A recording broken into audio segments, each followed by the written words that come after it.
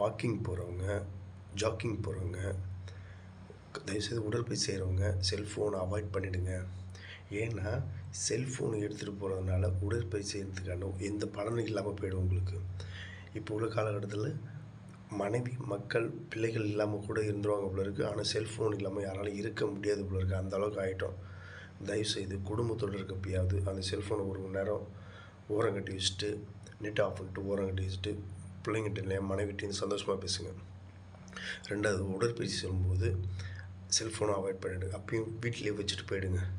அப்போ தான் நீங்கள் எல்லாத்துக்கும் கொஞ்சம் நமக்கு ரிலீஃப் கிடைக்கும். ஓகேவா? எந்த நேரமும் செல்ஃபோனை கட்டிட்டு அழுவாதீங்க. தயவுசெய்து உங்கள் நல்லதுக்காக தான் சொல்லணும்னு நான் நினைக்கிறேன்.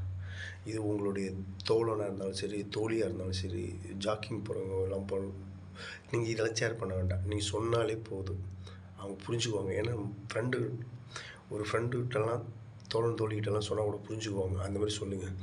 தயவுசெய்து உங்களுக்கு கெஞ்சி கேட்டுக்கிறேன், வாக்கிங் போகிறப்ப உடற்பயிற்சி செய்யும்போது செல்ஃபோனை கட்டாயமாக அவாய்ட் பண்ணிடுங்க. நான் பார்க்குறேன் எல்லாம் இவ்வளோ செல்ஃபோன் தான் யூஸ் பண்ணாங்க. ஃபோனு காலையில் 4 மணிக்கு நான் வாக்கிங் போனாலும் 5 மணிக்கு வாக்கிங் போனாலும் ஃபோன் பேசிகிட்டே தான் போகிறாங்க. யார்கிட்ட பேசியிருக்காங்களோ என்னென்னு தெரியாது.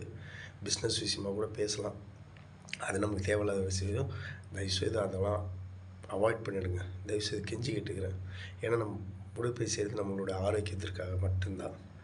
நம்ம ஆரோக்கியமாக வாழணுங்கிறதுக்காக தான், அழிவை தேடணுங்கிறதுக்காக இல்லை. கரெக்டாக? தயவுசெய்து அவாய்ட் பண்ணிடுங்க.